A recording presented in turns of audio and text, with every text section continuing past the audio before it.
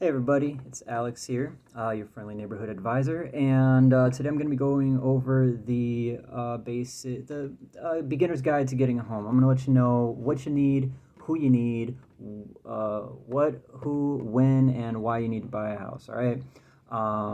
So let's start with what. Typically, you need uh, income, savings, and credit score to get a home. Usually 640 to 650 is the minimum. Um, you can, if you have a higher credit score, it just gives you better interest rates typically. The next thing you need is you need to have income provable. A lot of places want you to have a job that you've had for a couple of years, but you can have letters of explanation saying, hey, I was in college for a bit, or hey, my mom was sick, or pretty much why. As long as you have evidence, then it's easy to prove that they should not keep you under the typical rulings. You don't need to have exactly the same job for a couple of years. You can switch jobs if they're in the same group, same category, same type of experience needed for them. You also can, if you go to school and you get a job right out of school that is related to your degree, then they usually let you pass on that as well. So the best thing to do is actually to get a lender and talk to them. Preferably a private lender, not one from a bank. Usually the ones at banks are not as helpful. They're looking for just the safe bets and picking through everybody for the safest bets. Whereas a private lender will be trying to get your business because that's the only way that they get any business at all, the only way that they get paid and that they can feed their families. All right. So income, savings, and credit score. As for savings, the amount that you need is usually it's based on what type of loan you get. For a first-time home buyer, people, it's a little bit more lenient, but for an FHA loan, you typically need at least 3.5% of the total cost of the property.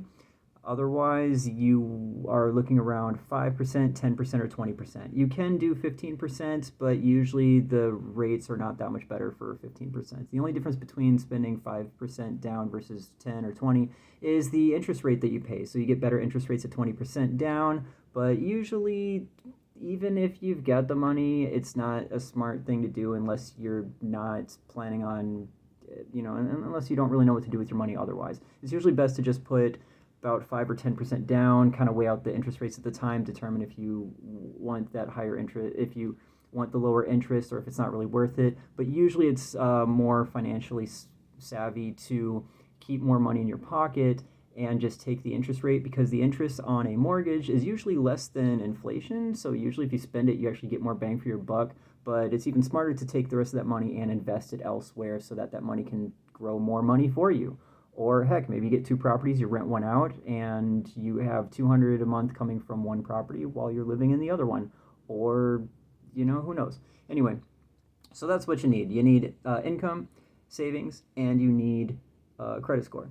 Now, on to the next topic. Who you need? You need a lender, you need a realtor, and you also need some inspection people. You need an appraiser and an inspector. But really, all you need is a realtor or a lender and a lender. You don't. So let's start with a lender, okay? Lender is the first person to go to. People usually go to a realtor because they don't know what to do, and the realtor usually is good at kind of guiding you around and leading you to a lender, even if, they usually try to mask that so that you feel locked in and helpless without them, and so that you choose that realtor and they have your business because that's how they get paid. But you usually want to start with a lender first, because a lender tells you if you even can get a property based on the criteria that I already mentioned. So the next thing that lender, I recommend getting a private lender. You get the same security from a private lender that you do from a bank. Lenders have a MLS number, which is basically kind of a license number. And so if you complain about them, file a complaint using their MLS number, they can't get out of it. They can't avoid it. They can't continue to do their business without dealing with that complaint.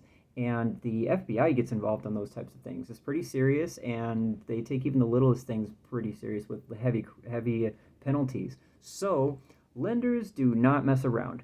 So with usually I'd say you get what you pay for, but with lenders, a cheap lender is just as good, actually usually better than a lender from a bank, etc.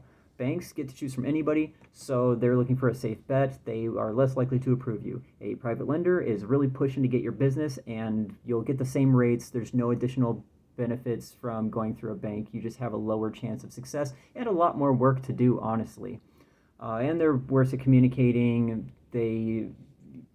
Private lenders will let you have access to their cell phone number, and you can text them anytime, and they're pretty responsive, even if they're on vacation, etc. So usually private lender is the way to go. After you figure out if you can get a property, then you want to get a realtor. Depends on who you are. If you think you can handle it without a realtor, by all means, go without a realtor. But people usually go with a realtor to help guide them through the process, lead them through it, etc. All a realtor really does is make calls for you and set up appointments, and you could do that on your own. You can find, you find a website that shows the MLS listings. It's the same acronym as the MLS number for a lender. When you go to a site that has the latest MLS listings, it shows what properties are available, which ones are for sale, etc. And so then there's various websites you can use, usually that same site, but you can also go on Zillow or some other site to click, hey, I'm interested in this property, schedule a showing, what's going on. And there will be a listing agent that has a number available that will contact you, or the website you're using will get you guys in touch to set up an appointment. And you just go and you view it yourself.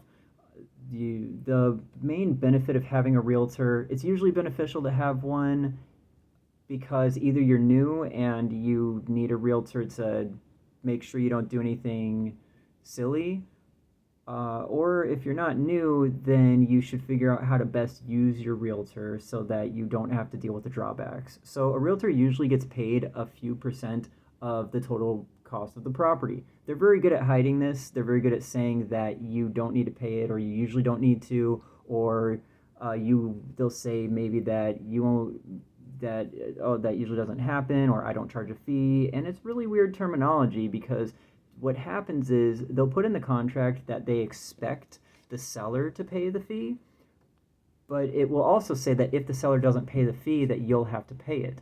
And then it kind of gets slid under the table in a way, because when you're at the closing signing, then you don't pay directly out of pocket. It gets wrapped into your mortgage. So instead of owing $200,000, you'll owe $210,000 or something, and the other $10,000 will be going to the realtor. And they're pretty good at keeping the secret. And sometimes they'll say that the seller will pay it. Sometimes they're right. Sometimes they're not. And sometimes they can be right, and you still will be left holding the bill. And it's a pretty expensive thing for you to just not know about. So it's kind of insane that more people don't know about it. So if you're new, then it's worth it. Usually, statistically, you're going to get a better deal by just paying for the realtor and getting the property, versus if you try to do it alone. There's some awkward situations that are hard for you to keep solid. If you meet with a listing agent, then if they ask you a question, anything that you say gives them insight that you don't realize tells them a lot about you.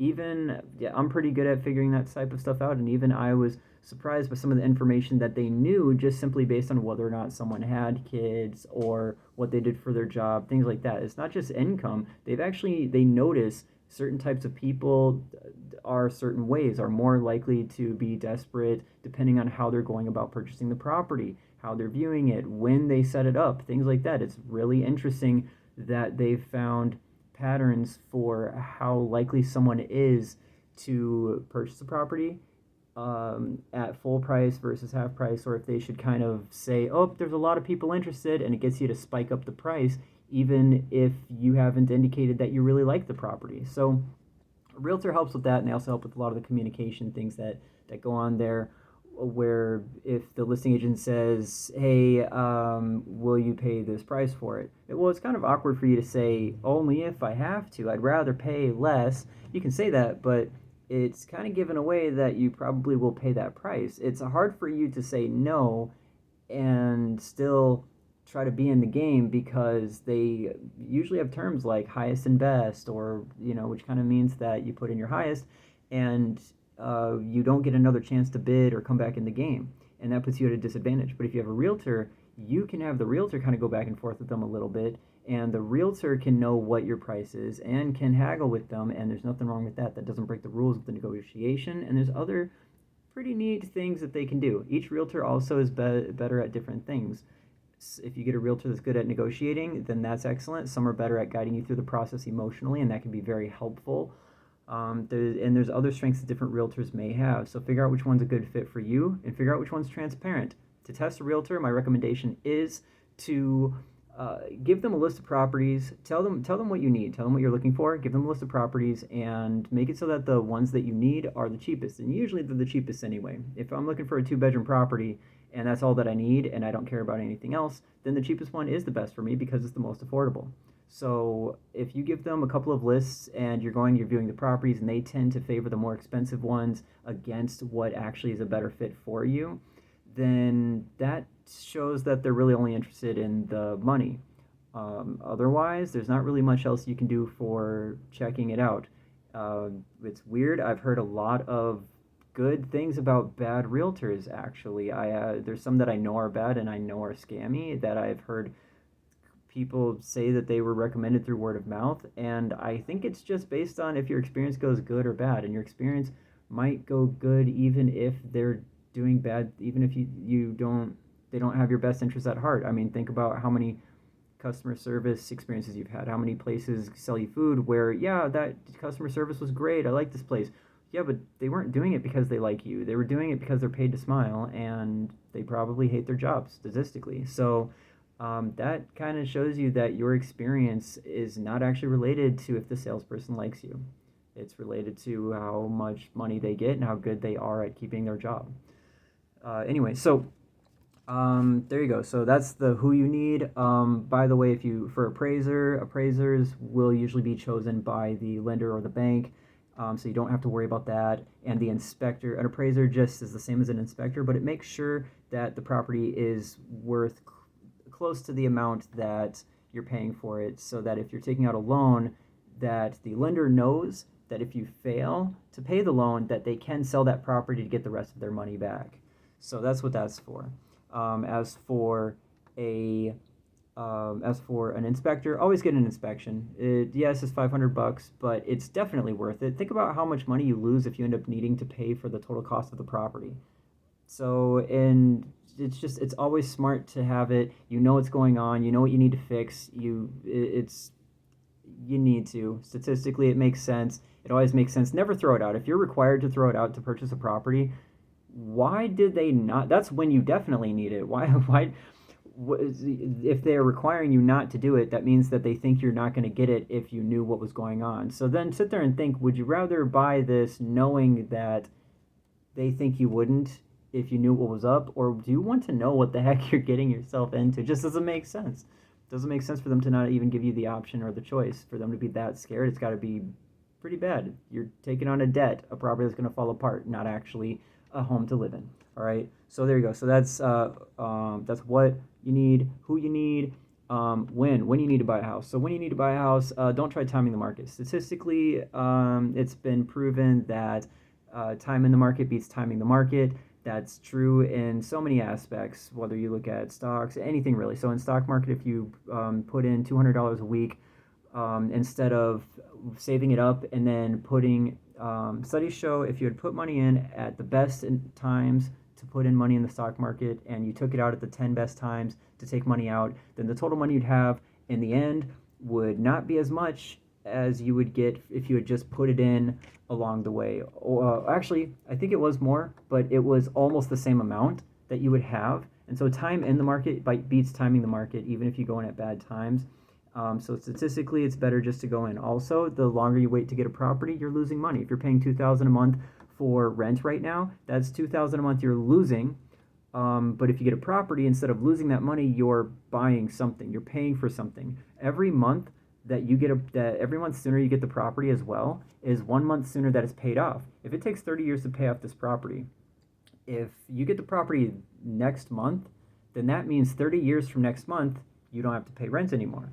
But if you get it a month sooner, that means it's paid off sooner. That's 1 month sooner that you don't have to pay your mortgage anymore. So every month that you wait, you're losing thousands of dollars of money just from not getting it. So do you want to worry about if the property might increase in value by like 2,000, 4,000, whatever, or are you going to, avoid the for sure couple grand a month you're losing from not going in?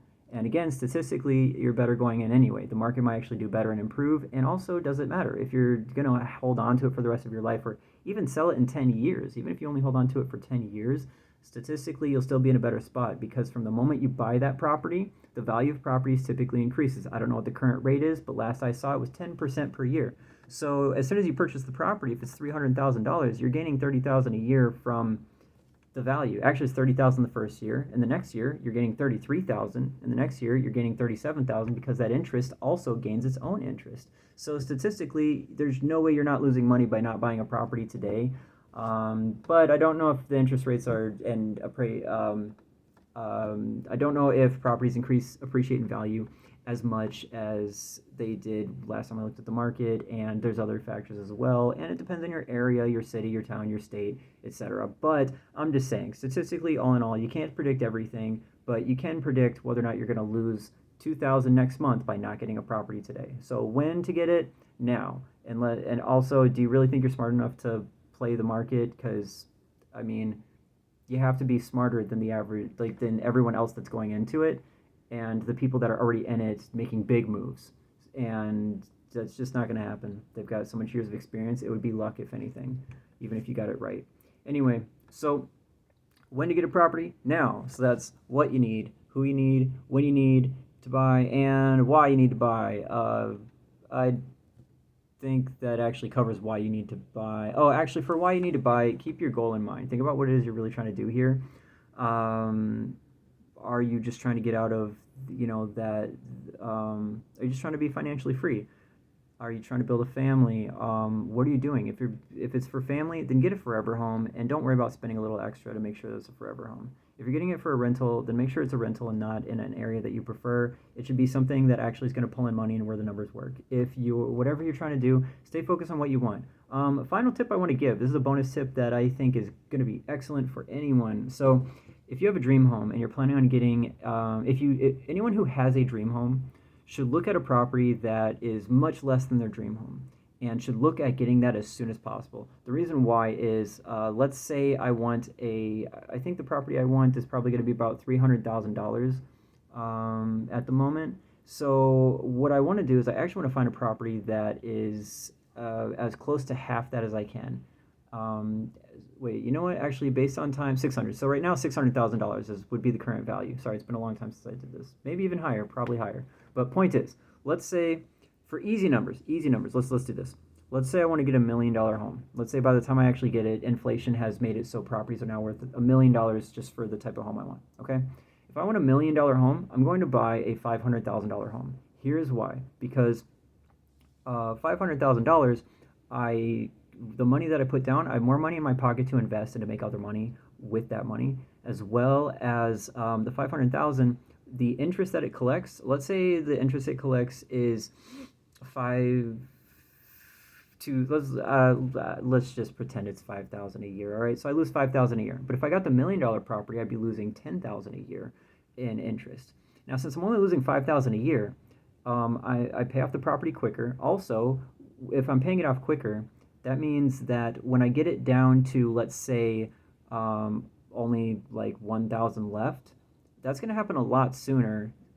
It's going to take me half the time to pay it down to that lower amount. So then, in the end, when I owe 10,000, only 10,000 is collecting interest. Only 9,000 is collecting interest, 8,000, etc. Whereas if I was paying off $1 million property, I'd be paying interest on $510,000. 509,000, 508,000. So you don't just save half the interest, you actually save more than 2/3 of the interest. In fact, you're paying almost none of the interest comparatively. So then once you pay off that property, you sell that property and you use it as a down payment to get the $1 million property. So now, since you sold a $500,000 house and you get $1 million house, half of it's already paid off. So how much do you owe? You owe $500,000. So also, I got to purchase that property quicker.